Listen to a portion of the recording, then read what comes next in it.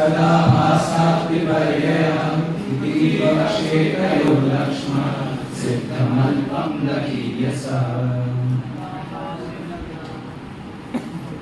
न तामर्षियो रत्न प्रभापूत न खद्विषे मनोजनाय दुर्वार मारवीर मदक्षिदे।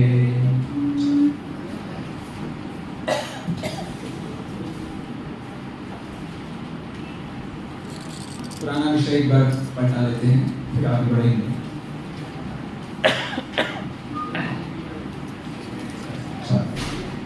हाँ भैया मूड हो गया मैं?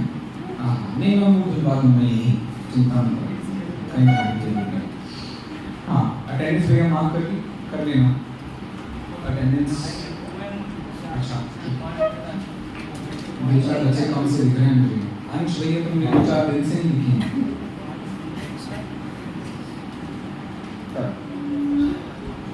करते हैं हम। देखिए कहाँ से बात चालू हुई थी। हमने मीमांसा को से अपनी बात को आरंभ किया था कि वे सर्वज्ञता को नहीं मानते। अब क्यों नहीं मानते हैं तो उसमें उन्होंने 5 कारण दिए। अब उसके बाद हमने विषय जो आरंभ किया है कि सर्वज्ञता को अब जब हमको मानना है तो हम कैसे सर्वज्ञता को मानते हैं उसका हमने एक सीधा सा लॉजिक दिया। लॉजिक क्या दिया है हमने? तद ग्रहण स्वभावे सदी प्रक्षीण प्रतिबंध प्रत्ययत्वात्। ये लॉजिक देकर के हमने इतनी सी बात कही है कि सर्वज्ञ होते हैं। क्यों होते हैं भैया सर्वज्ञ? क्योंकि हम सब का वस्तुओं को जानने का स्वभाव है। वो बोलो आप में से इस कक्षा में ऐसा विद्यार्थी कौन है जो सर्वज्ञ है? इस कक्षा में कोई ऐसा व्यक्ति है जो सर्वज्ञ है? और कोई है मेरे अलावा इस कक्षा में? 1 है, 2 है, 3 है, 4 है, 5 है। अभी भी तुमको बात नहीं समझ में आई? वो पीछे भैया ने हाथ उठाया है, वेरी गुड। चलो हाथ पीछे कीजिए। बताओ बेटा आप सर्वज्ञ कैसे हो? सबसे पीछे अरे बोलिए ना।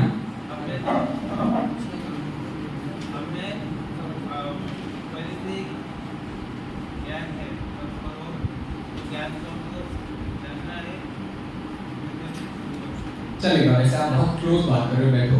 अरे हम सब कौन से स्वभावी हैं?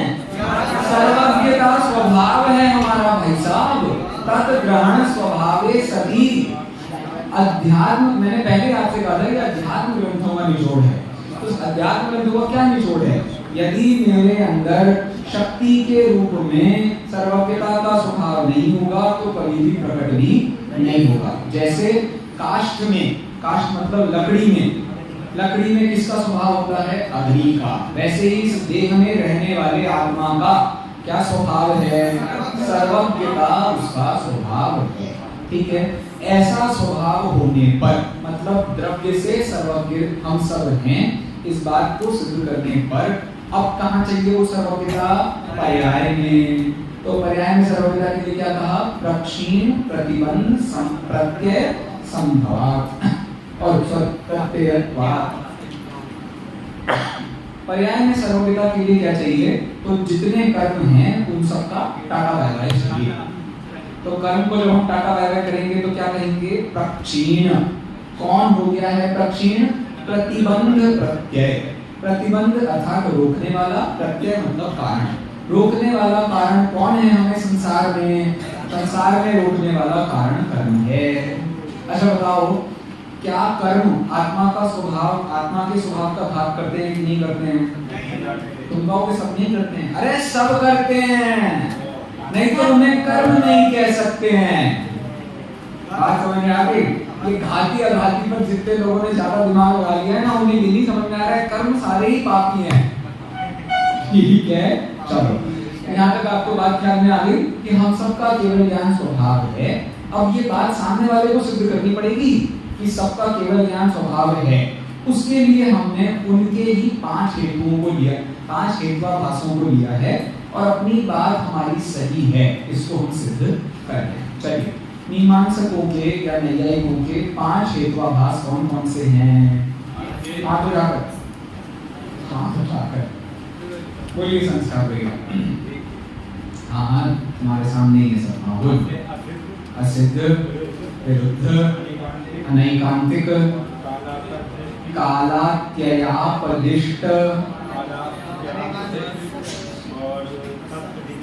सत्प्रतिपक्ष। ये 5 तरीके के उन्होंने हेतुवाद दिए हैं।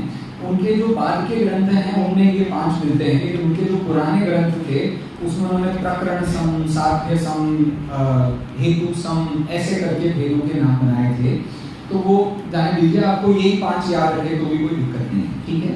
अब बताओ जैनों के हेतुवाद कौन कौन से हैं? बोलो प्रश्न। क्या जैनों के हेतुवाद नहीं पता तुम्हें? पापी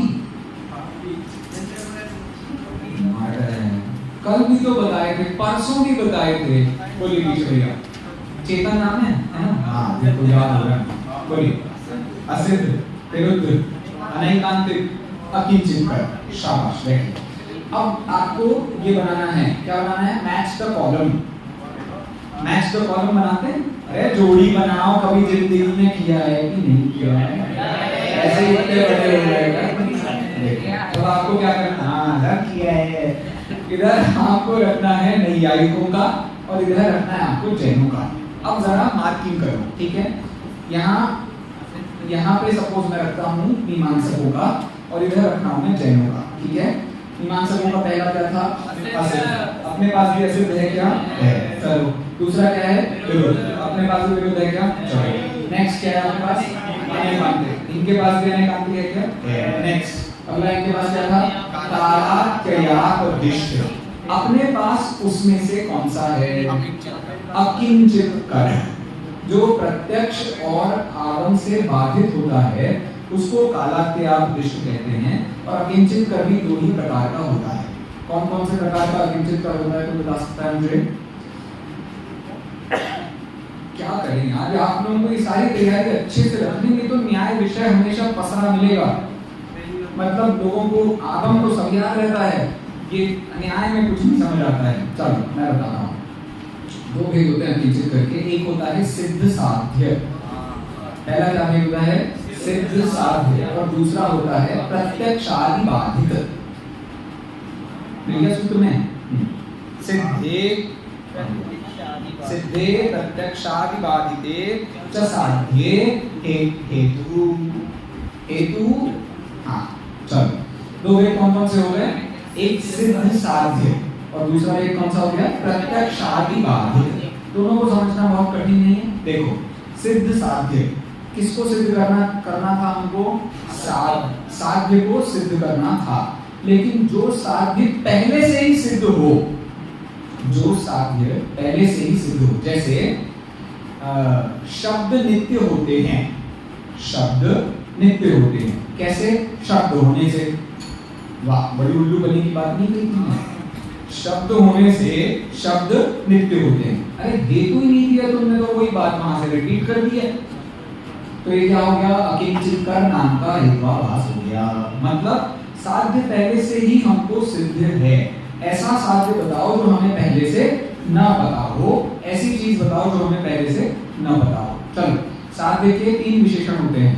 साध्य कैसा होना चाहिए? इष्टम, अबाधितम, असिद्धम, साध्यम। साध्य कैसा होना चाहिए? असिद्ध। और यहाँ साध्य कैसा हो गया? अकिंचित का हेतुवाभास में सिद्ध। इसलिए क्या है? अकिंचित का हेतुवाभास। मतलब आपका हेतु कुछ नहीं कर रहा है, साध्य पहले से ही सिद्ध है। हम सब मनुष्य हैं। क्यों? क्योंकि हमारे पास हाथ पैर हैं। अब ये बात बतानी पड़ेगी, हम सबको पता नहीं है हम सब मनुष्य हैं। तो ये बिल्कुल फालतू बात है, इस बात में कोई दम नहीं है, इसमें आपने कुछ बताया नहीं, ठीक है। दूसरा, प्रत्यक्षादि बाधिते, अर्थात अग्नि ठंडी होती है। क्यों? क्योंकि वो अग्नि है। हमारी किताब में हमने अग्नि वर्ड को इतने बार टच किया, आज तक कभी गर्मी नहीं लगी। हमारी किताब में हमने वहनी वर्ड को 1000 बार टच किया, आज तक गर्मी नहीं लगी, बल्कि बढ़िया अच्छा ठंडा लेग होता है ना इसमें, तो लेग ठंडा होता है जनरल एक वैसे भाव से। चल, कहने का मतलब ये जो आपने बात कही है वो प्रत्यक्ष से बाधित है, क्योंकि प्रत्यक्ष से साफ समझ में आता है अग्नि नाम की जो वस्तु है, अग्निवाचक नहीं अग्निवाच्य पदार्थ, वो कैसा है, गर्म होता है, आप ठंडा कह रहे हो तो जबरदस्ती की बात है, इसमें कोई दम नहीं है, ठीक है। तो इस प्रकार से हम अकिंचित कर हेत्वाभास को समझते हैं और वही उनका कालाक्तेयापदृष्ट नाम का हेत्वाभास है। चलो लास्ट क्या रह गया, लास्ट क्या रह गया, सत प्रतिपक्ष। निश्चल भैया कहाँ है, बताने वाले थे ना तुम मुझे, भाई साहब आप बताएं, तो तुम तो याद दिलाने वाले थे।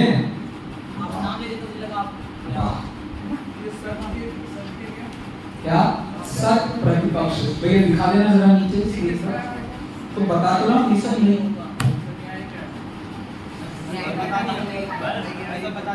पूरी कहानी खत्म हो गई। भैया पूछ रहे राम कौन के बेटा थे, दशरथ को बेटा कौन है, तो रामायण का रामायण क्या बताना था मुझे, क्या बताना था मुझे, सत प्रतिपक्ष। सत प्रतिपक्ष आता है शंकित विपक्ष वृत्ति नाम के अनैकांतिक हेत्वाभास में। हमारे कितने अनैकांतिक हेत्वाभास के कितने भेद होते हैं, दो भेद होते हैं। पहला क्या होता है, निश्चित विपक्ष वृत्ति नाम का अनैकांतिक हेत्वाभास, और दूसरा होता है शंकित विपक्ष वृत्ति नाम का अनैकांतिक हेत्वाभास। तो ये जो सत प्रतिपक्ष है ये अनैकांतिक का ही दूसरा भेद है। सबको बात समझ में आ गई कि नहीं आई, समझ में नहीं आई हो तो उसका मैं कुछ नहीं कर सकता, लेकिन समझ में आ गई कि नहीं आ गई, आ गई।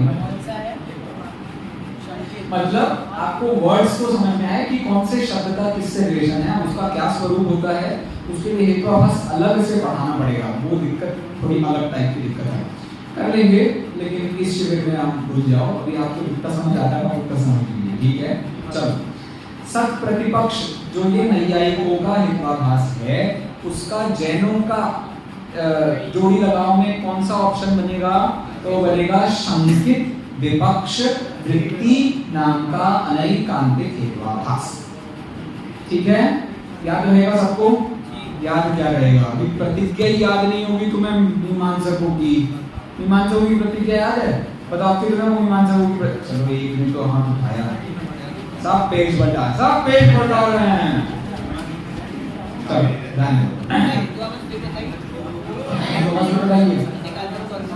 ये जो हेत्वाभास है, मैं बस बेटा सीधे बैठ जाओ, तुम नींद को आमंत्रण दे रहे हो, हमसे कह रहे हो।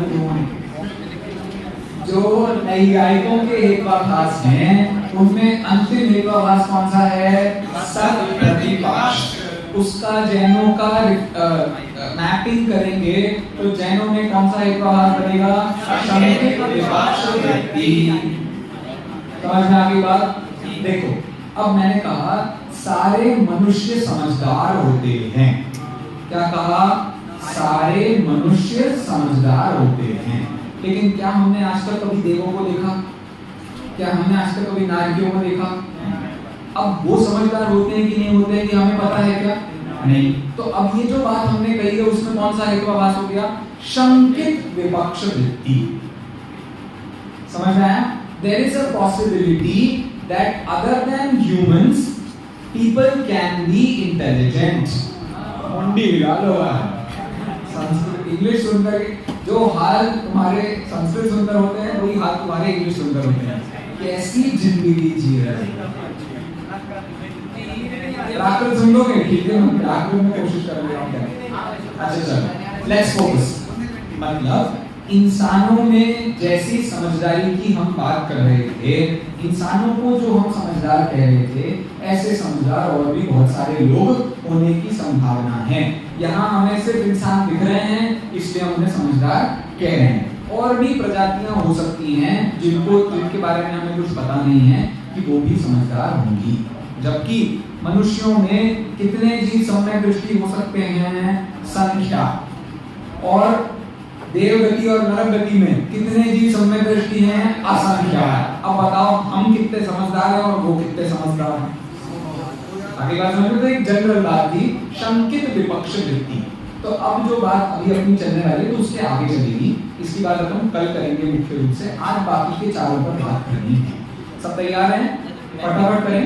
सिद्ध साध्य जो अकिंचित कर है हमारा वो नहीं है, कौन सा में जाएगा, कौन सा जो लास्ट वाला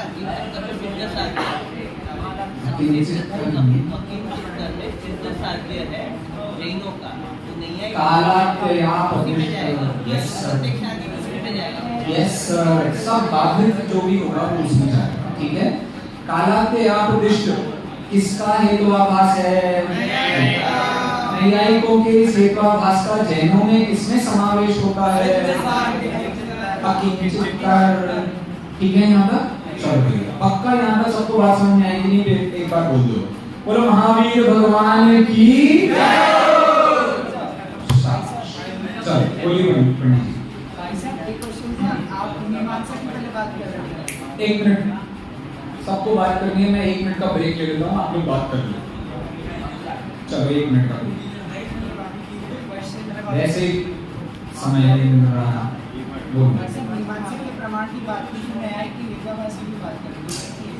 हाँ, गुड क्वेश्चन। यस, नैयायिक मीमांसकों के वेदांत इधर। अब बेटा उनसे ही पूछना, थोड़ा मुझे देखने, मुझे अच्छा लगेगा बहुत।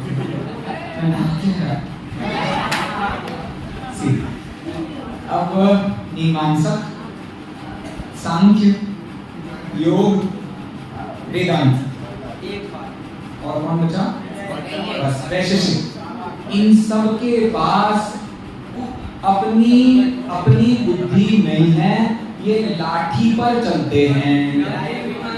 इनकी लाठी कौन? इनकी न्याय की लाठी कौन है? नैयायिक। समझ गए?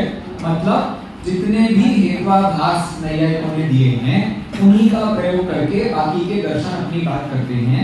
तो नैयायिकों के जो हेतुआभास है यही बाकी सबके हेतुआभास हैं, ठीक है। चलो, तो मीमांसकों के भी यही, वेदांतियों के भी यही, सांख्यों के भी यही, योगों के भी यही, सबके यही हेतुआभास हैं, ठीक है।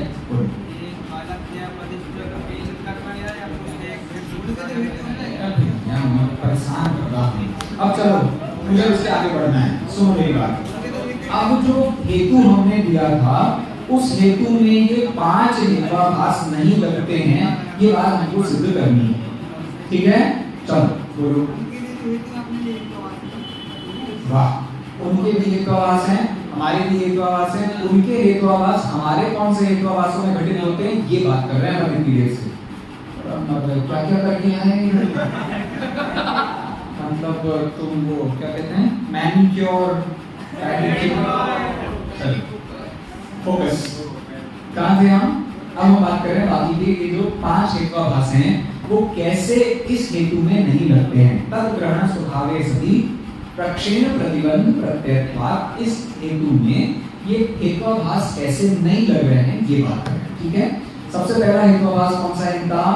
असिद्धता। असिद्धता मैंने क्या मतलब बताया था आपको? अच्छा एक काम करता हूँ, मैं आपको एक और चीज समझाता हूँ जिससे आपको इनका स्वरूप हमेशा जीवन भर के लिए याद हो जाएगा, ठीक है। करें फटाफट। देखो, अब मैं कुछ नाम बोल रहा हूँ, आप बस इतना बताना कि आपको ये सारे शब्दों का मतलब पता है कि नहीं, ठीक है। Let's start to play a game, ठीक है। चलो, संशय, जिसको नहीं पता होगा उसे हाथ उठाना है, ठीक है। चलो, पहला शब्द है संशय।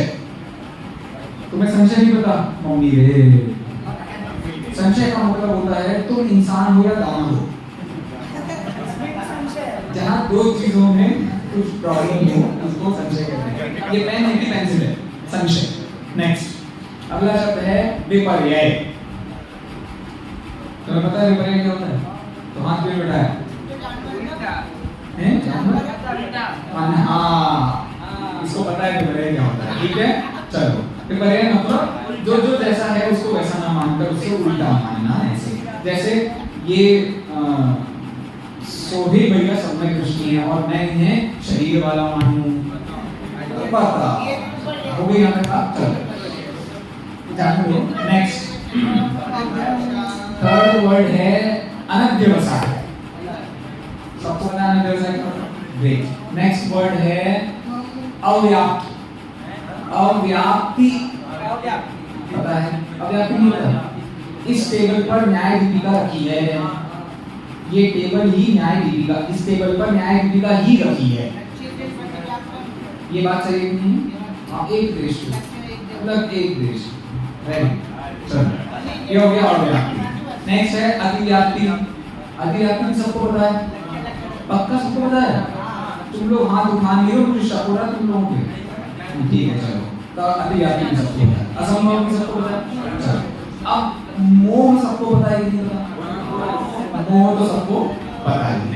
अब बस ये जितने हेतुआभास हैं इनमें मैं आपको एक एक वर्ड बता रहा हूँ, उसी के आधार पर आप उस हेतु को देखेंगे तो हमेशा बैठ जाएगा। ठीक है। असिद्ध हेतुआभास उसे कहते हैं जहां बुद्धि विमोहित हो जाती है। मतलब बुद्धि में यदि मोह हावी हो तो आप उस हेतु में यदि मोह की प्रधानता होगी तो आप उसका स्वरूप समझ पाओगे क्या? नहीं समझ पाओगे। इसीलिए जहां स्वरूप नहीं पता चलता वहां पर असिद्ध हेतुआभास होता है। ठीक है। असिद्ध हेतुआभास में मोह पर आपको ध्यान देना है। मोह क्या करता है? स्वरूप नहीं पता करने देता। एक और उदाहरण था उसमें, जैसे सदसतोर विशेषाद दृच्छोपलब्धे उन्मत्तः। ये क्या है? मोह की परिभाषा। तो जहां आप किसी चीज, कोई चीज है भूगल और आप उसे कह रहे हो जीव, ये क्या है? असिद्ध हेतुआभास। बात समझ में आ गई? मोह सबको समझ में आ गया? चलते दूसरा क्या था? विरुद्ध। विरुद्ध मैंने कल भी बताया था। कौन सा हेतु, कौन सा लगेगा इसमें? असंभव दोष जिसमें लगता है ऐसे हेतु को कहते हैं विरुद्ध। ठीक। अगला अगला क्या है? अनैकांतिक। अनैकांतिक मतलब क्या होगा? तो अतिव्याप्ति जहां लग रही हो, जिस हेतु में अतिव्याप्ति लग रही हो, वो अपने साध्य को भी सिद्ध कर रहा है और साध्य विरोधी विपक्ष में भी उसकी प्रवृत्ति हो रही है, उसको हम कहेंगे। ठीक है। चलो वेरी गुड। अगला है कालात्ययापदेश। ये क्या है? अकिंचित कर। अकिंचित कर से अभी इतने शब्द अपन ने जो पढ़े थे उनमें से कोई शब्द आपको उसका मिलता जुलता समझ आ रहा है क्या?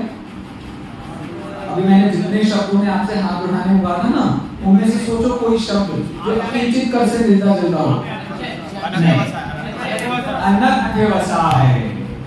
अनध्यवसाय मतलब बिल्कुल फालतू था, उसे बताने की कोई जरूरत ही नहीं थी, कहना नहीं कहना बराबर था। अनध्यवसाय। अनध्यवसाय अनध्यवसाय और अनध्य व्यवसाय दोनों शब्दों में कोई दिक्कत नहीं है, आप दोनों यूज कर सकते हो। डिपेंड करेगा आपने वी का अर्थ क्या किया है। वी का अर्थ यदि आप विपरीत करोगे तो इससे उल्टा अर्थ निकलेगा, यदि वी का अर्थ आप उसके विशेषण के रूप में करोगे तो उसका वही अर्थ निकलेगा। चलो जैसे आपने सुना है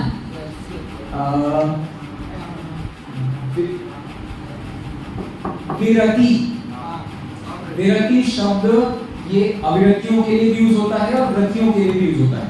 कैसे? विशेष रति, जिनकी संसार के विषयों में विशेष रति हो उन्हें विरति कहते हैं। ये किसकी स्थिति हुई? अविरतियों की स्थिति हुई। और विरति का मतलब होता है जिसकी रति का त्याग हो गया है, उसको क्या कहते हैं? विरति। अब ये किसके लिए होगी? अनुभूतियों के लिए, महाभूति। तो एक ही वर्ड में ऐसे बहुत सारे अर्थ निकल जाते हैं, डिपेंड करता है आप उसमें कितना बुद्धि लगा करके अर्थ निकालते हो। ठीक है। चलो लेट्स गो अहेड। क्या बता दिया मैंने? कालात्ययापदेश में क्या लगाना है आपको? अनध्यवसाय। तो जो भी हेतु अनध्यवसायी हो अर्थात अपने साध्य के साथ उसका व्यवसाय न हो उसे हम अनध्यवसायी कहते हैं। लास्ट कौन सा भैया? सत्प्रतिपक्ष। सत्प्रतिपक्ष में बताओ क्या लगाना है? वो बता सकता है? संभव तो हमने लगा दिया बेटा उसमें विरुद्ध में। अरे व्याप्ति के तीन थे, कौन कौन से? अव्याप्ति, अतिव्याप्ति, असंभव। अतिव्याप्ति हमने लगा लिया, असंभव हमने लगा लिया। अब बचा क्या? अब बचा अव्याप्ति। तो जहां अव्याप्ति लगती हो उसे कहेंगे सत्प्रतिपक्ष। बिल्कुल परफेक्ट ये आपका स्टाइल है जिससे आप हमेशा फाइंड आउट करना हो तो आप फाइंड आउट कर सकते हो वो हेतु की प्रवृत्ति कहाँ है। आप में से कितने लोग टीचर बनना चाहते हैं? आप में से कितने लोग पीएचडी करना चाहते हैं? आप सब विद्यार्थियों को ये विषय समझना अत्यंत आवश्यक है इससे नेट के पेपर में या बीएड के पेपर में 2 प्रश्न आते हैं, इसलिए हेत्वाभास के 5 भेद। सुनो बेटा, बूंद बूंद से घड़ा भरता है, अब तुम्हारे घड़े का मुझे वो पहले से बहुत बड़ा है, वो पहले से बहुत बड़ा है, इसलिए अब उसमें तो थोड़ा खाली करना पड़ता है।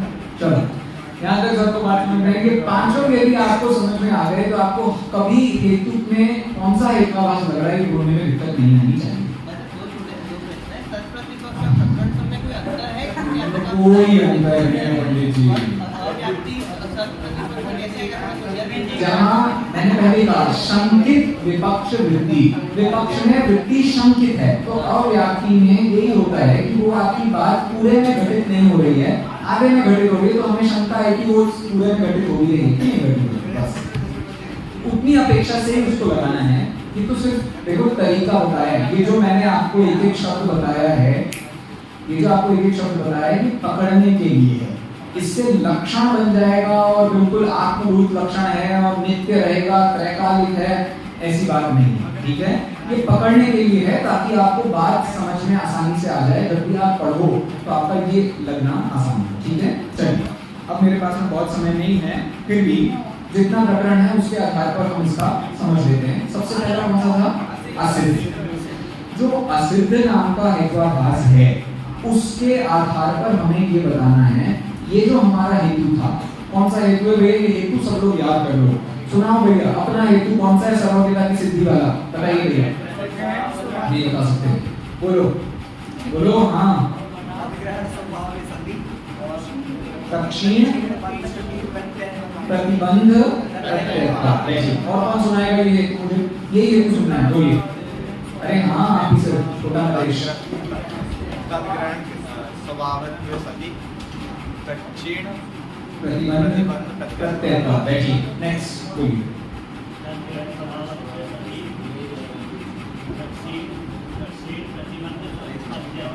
शाबाश, चलो बोलो।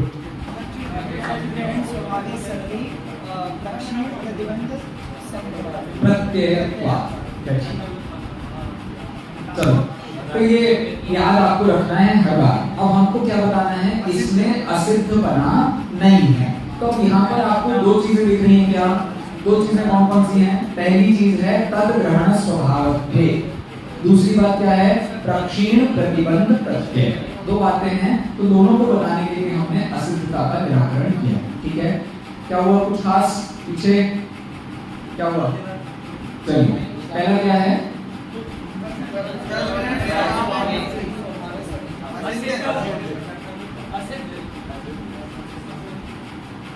खड़े हो जाइए, बोलो पीछे नहीं आ रही थी बात, सुनो। खड़े होइए दोनों, आप बैठे, खड़े हो बाहर, और अब आपको क्लास में नहीं आना है, चलिए बाहर। चलिए कुछ 3 दिन 4 दिन कितना तुम धैर्य चाहते हो एक आदमी से, और मैं तो 3 महीने से देख रहा हूं। आता कुछ नहीं है और पढ़ना कुछ भी नहीं।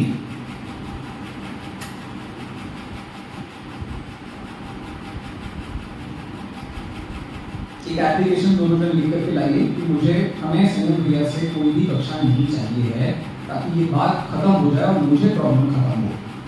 आओ क्लास की आना नहीं आपको मेरी क्लास में, जब तक ये एप्लीकेशन आप मुझे मेरी डेस्क पर ना देते। चलिए बाहर बाहर बाहर जल्दी प्लीज। खत्म हो गई, वैसे भी 5 मिनट की बात है, राइट? नहीं आ रही है क्या बात समझ में?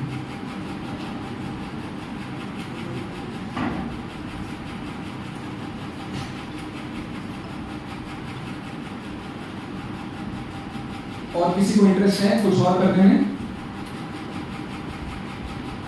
चलो, थैंक यू वेरी मच। असिद्ध को हम सिद्ध कर रहे हैं, असिद्ध को हम सिद्ध कर रहे हैं। असिद्ध हेत्वाभास यहाँ कैसे नहीं है, इस बात को हमें समझना है, तो उसके लिए आप अपनी किताबों में ध्यान दीजिए। सबसे पहले सकल पदार्थ का ग्रहण करना हमारा स्वभाव है, इस बात को सिद्ध किया जा रहा है। कैसे है भैया हमारा स्वभाव? ऐसे है। सबसे पहले तो ये कहा सभी पदार्थों को जाना जा सकता है। ये बात ही अकिंचित है। क्यों अकिंचित है? क्योंकि पहले से ही मीमांसक इस बात को मानते हैं कि सभी पदार्थों को जाना जा सकता है। कैसे मानते हैं? वेदों से। तो प्रॉब्लम कहाँ है?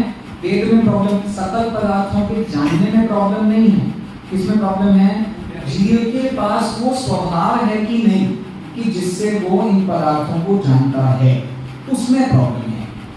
समझ आ गई बात? अब उसको वो प्रूव कर रहे हैं। तो उसको कैसे प्रूव कर रहे हैं? तो नीचे देखिए, सभी पदार्थों को हमारे पास दो प्रकार के ज्ञान होते हैं, एक प्रत्यक्ष और एक परोक्ष। इन दोनों से हम जानते हैं। इस बात को आप सिद्ध कर सकते हैं। कैसे सिद्ध कर सकते हैं भैया? तो बढ़िया आत्ममीमांसा की पंक्ति है।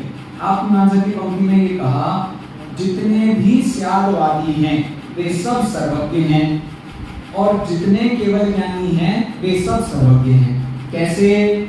भेदः साक्षात् असाक्षात् च स्याद्वाद केवल ज्ञाने। बोलिए, स्याद्वाद केवल ज्ञाने वस्तु तत्व प्रकाशने। वस्तु तत्व प्रकाशने भेदः साक्षात् असाक्षात् च। भेदः साक्षात् असाक्षात् च ह्यवस्त्वन्यतमं भवेत्। बहुत बढ़िया, धन्यवाद आप सभी को। हम सभी सारे पदार्थों को जानते हैं। अनुमान कैसे सब पदार्थों को जानता है? व्याप्ति से। यदि चलने वाले लोग दिख रहे हैं तो इससे किसकी सिद्धि होती है? धर्म द्रव्य की सिद्धि होती है। यदि चलकर रुकने वाले लोग दिख रहे हैं, पथिक की तरह लोग दिख रहे हैं, उससे किसकी सिद्धि होती है? अधर्म द्रव्य की। तो सभी पदार्थों को हम सिद्ध कर सकते हैं। इसलिए हम सब क्या हैं? सकलज्ञ, सर्वज्ञ। हम सब सर्वज्ञ हैं। कैसे? परोक्ष से। समझ आ गई बात? मतलब लॉजिकली हम सब सर्वज्ञ हैं। लॉजिक यूज करेंगे, युक्ति का प्रयोग करेंगे तो हम अपनी सर्वज्ञता को सिद्ध कर सकते हैं। दूसरा क्या है? जो केवल ज्ञानी है, केवल ज्ञानी में भी वो स्वभाव पाया जाता है। क्यों? क्योंकि वे भी सारे पदार्थों को जानते हैं। अब देखो, कमाल की बात है, मीमांसक ये मानते हैं कि वेदों से हमें ज्ञान होता है। अब बताओ, यदि आपने अंधे को दर्पण दिखाया है, क्या दिखाया आपने? अंधे को दर्पण दिखाया है, तो वो क्या कहेगा कि क्या बढ़िया दिख रहा हूं आज तो। वो ऐसा सब कर सकता है कि नहीं कर सकता? क्यों नहीं कर सकता है? क्योंकि उसके पास आंखें ही नहीं है। ऐसे मीमांसकों ने माना हमारे पास ज्ञान नहीं है। ज्ञान कहाँ है? वेदों में। तो वेदों को पढ़ के हमें ज्ञान हो सकता है कि नहीं हो सकता है, ये हम उनसे पूछ रहे हैं। यदि वेदों को पढ़ के हमें ज्ञान हो सकता है तो जिस व्यक्ति ने वेद पढ़ लिए हैं वो सर्वज्ञ होगा कि नहीं होगा? होगा। तो उनकी बात का खंडन हो गया कि नहीं हो गया कि सर्वज्ञ नहीं है? खंडन हो गया। तो यही बात थी। जैसे उदाहरण दिया है, उदाहरण आपको समझ में आ गया। अंधा आदमी है और सामने दर्पण है, तो दर्पण देखने पर अंधे आदमी को कुछ भी ज्ञान नहीं हो रहा है। ऐसे हम सब ज्ञान से रहित हैं और सामने वेद हैं। अब हम कितना ही वेद पढ़ लें, हमें कभी ज्ञान होने वाला है क्या? तो अब वेदों में सबका ज्ञान है, ये बात भी हम कैसे कह सकते हैं? नहीं कह सकते हैं। अर्थात आपको ये मानना ही पड़ेगा कि हम सबके पास जानने का स्वभाव है। वेद पढ़ेंगे तो हमें ज्ञान हो जाएगा। इससे हमने किस बात की सिद्धि कर दी? हम सब में ज्ञान का स्वभाव है। आगे सबको बात समझ में अब की बात है 100%। चलो, तो दूसरा पॉइंट, इन सब के लिए उदाहरण भी दिए। जैसे दूसरा वाला जो बात रही ना कि सभी पदार्थों को परोक्ष ज्ञान व्याप्ति के बल पर जानता है और प्रत्यक्ष ज्ञान स्वभाव से जानता है। इसमें कोई भी हमको शक नहीं। कोई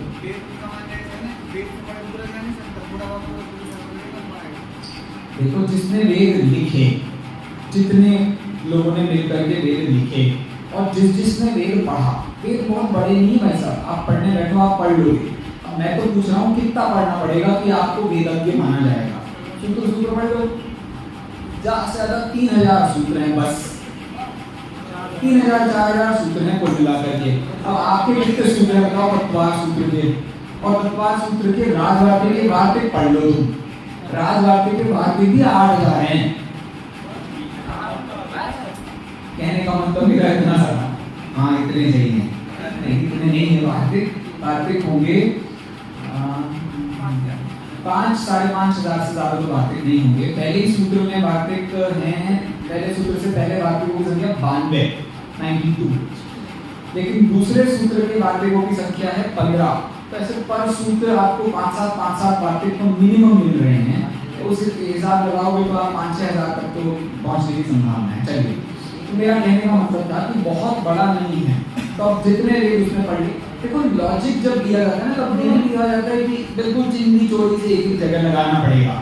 जिसने वेद पढ़ लिए वो समझदार हो गया, सीधी बात इतनी। इसका मतलब जिसने पूरा वेद पढ़ लिया वो समझदार हो गया है। इससे हमने ये सिद्ध कर दिया कि आपकी बात में गड़बड़ है, गड़बड़ भी सिद्ध कर दिया तो हमारा काम हो जाएगा पूरा। ठीक है, चलो।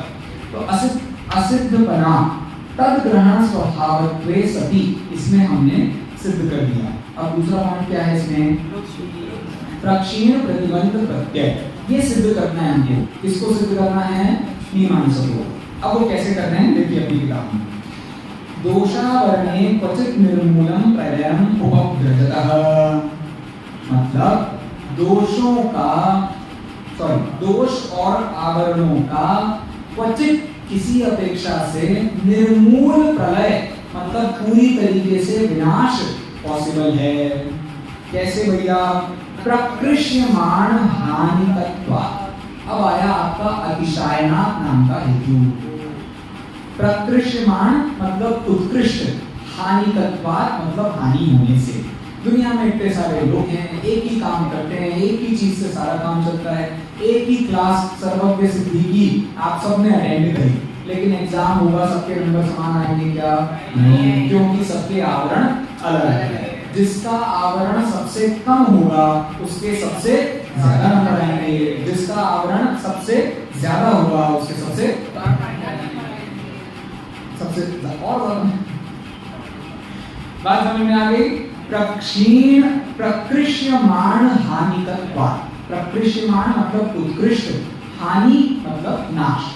तो जो आवरणों की और दोषों की विशेष हानि है उससे सर्वज्ञता को हम सिद्ध कर रहे हैं। ये बात यहाँ पर कही। उदाहरण दिया उन्होंने सोने की टिकट कालीमा। बहुत सारे प्रकार का सोना आता है, 1 carat, 2 carat, 3 carat, 4 carat, maximum कितना आता है? 24 कैरेट। 24 कैरेट को ही 16 ताप से तपित सोना माना जाता है, जिसका उदाहरण आप पढ़ोगे 12वें गाथा की टीका में, समय सार की 12वें नंबर की गाथा की टीका में वो वर्णन आएगा। कहने का मतलब क्या था?